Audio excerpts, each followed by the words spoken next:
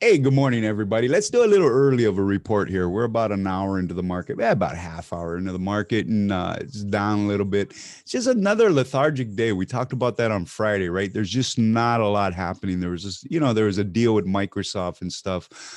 They made a big purchase, but other than that, it's just kind of the same old, same old. What we are looking at, though, is tomorrow morning we've got the CPI number. That'll be big. We want to see that inflation number. And then we roll into bank earnings. Wednesday also, too, the big IPO, right? Coinbase, for all you Bitcoin aficionados. That's a nice opportunity. Coinbase looks like a good IPO, too. We'll talk about it more after it opens. We'll talk about it Thursday morning after we see that first day's action and stuff. But if you're one of those people that, and we know a lot of them, you've got a nice portfolio, you work at your portfolio, manage your own wealth, but you haven't really gotten to Bitcoin, but you want to have a little exposure to Bitcoin. That might be your way, right? We always kind of push you away from Riot and stuff like that. There's a lot of fees, a lot of volatility in it and stuff like that you don't want in your portfolio, even though the prospects might be good. Coinbase might be the alternative to that. So we'll talk more about that on Thursday. Now, we will do a stock of the week this week on Wednesday. Okay. We actually got a couple candidates we want to take a closer look at, and also to see how they fit into this economic developments, like with your CPI and stuff like that. And of course, banks, right? Banks will be rolling out earnings on Wednesday, and then we'll be in earnings season full speed from there. So it could be an interesting week. Today might be your last day to kind of just take it easy and watch things. And that's the way it's looking. We can go take a look at the market together here. Let me share my screen. I'll pop on over there. You can see there's that big deal that Microsoft made.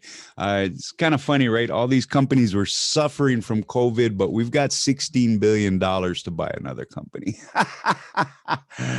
Corporate America. Don't ever bet against corporate America. A good sign was, right, we had our, in the US here, we had our daily vaccination record. So people are getting vaccinated. Things are opening up. There's a lot to be positive about. I know the market's red today, guys. But really it's sometimes markets are red because there's just lethargy in it. There's just not volume. There's just no excitement to it. And there's an old saying, guys, never short a dull market. And this is a very dull market right now. So let's see how things kind of progress through the day and then into that CPI report tomorrow. Now, that CPI report tomorrow, gang, will be an hour before the bell. So we'll watch that, and then we'll be out maybe about lunchtime with a report. Other than that, guys, just take it easy today. You know what we're doing. We still got the Apple trade. Apple had a good day on Friday. We still got the Ollie trade too. We're deciding whether to roll those out and give it a little bit more time. Apple's looks like it's getting very bullish, and so is Ollie. It looks like it's finally reconciling off that channel. Other than that, we've got our stellar portfolios, right? With all our dividends and stuff like that. Great thing about earnings season, guys, and you guys know this, the best thing about earnings season is it's also dividend season. Yes. All right. We'll be back tomorrow morning. You guys take it easy on Monday. Just kind of step back, watch. You should be set. We set up that energy play. Now, let me close talking about that energy play we set up a couple weeks ago. Now, remember I was telling you we wanted to buy into weakness, right? You want to buy into weakness. You want to sell into strength. That way you get better pricing and you sell at higher pricing, right? It's common sense. You see how that energy play is starting to take form now. We set those options up to late summer, gave it plenty of time, bought when all that OPEC nonsense and stuff, which now we come out Monday and it's the opposite, right? Remember last week, oil was down because U.S. consumption was fading. And all of a sudden, U.S. consumption is growing. So now oil's going up. CNBC had to change their pom-poms.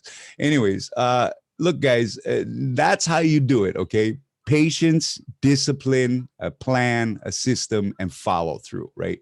Other than that, guys, you have a great Monday. Okay, we'll be back tomorrow morning. Like I said, for you stock of the week fans, we'll do a stock of the week on Wednesday. I want to. We got a couple, but they kind of might have one of them might have a disadvantage if inflation moves too fast, and the other one. It might go flat. So we just want to see that CPI report tomorrow. Now, keep in mind, guys, year over year comparisons. I saw a couple good articles about this. Base comparisons, that whole theory that you see some of these people talking about on the financial shows is when you have a report like tomorrow, it's compared to a year ago. So now you're comparing April of 2021 to April of 2020. Well, what's happened in April 2021? Our economy's getting its footing back, labor's getting its footing back. A lot of good things are happening, right? But you flash back to a year ago to April of 2020. Everything was shut down, right? So it's almost comparing apples to oranges. So we just really want to see that number, and we want to see how it's relative to our labor growth and our economic growth. Okay, guys? So it's a little bit different of a number, the analysis tomorrow. And I'll talk more about that after we get that report. Okay, gang? You guys have a great Monday. I'll see you guys tomorrow morning. Take it light. Look, let's check that. Since it's such a short report, let's check the market one more time. I hate to leave you guys so quick. You can see the Dow's down about 71, S&P's down about 4, NASDAQ's about 59, 60 points. The VIX is flat, just, it's up about 5%, but it's still well under that $20 threshold.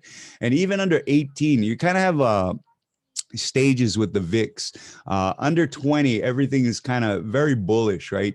Under 18, now you're getting into that bull leg and stuff. So again, you look for these little indicators because you're in a very dull market, right? What's going to happen next? It looks like we're about to do a bull leg. Don't hold me to that, but anyways, guys, you guys have a great Monday. Okay. I'll see you guys on Tuesday. All right. And don't forget, for you stock of the week people, we're going to release this week's on Wednesday instead of Tuesday. Okay. I'll see you guys in the morning.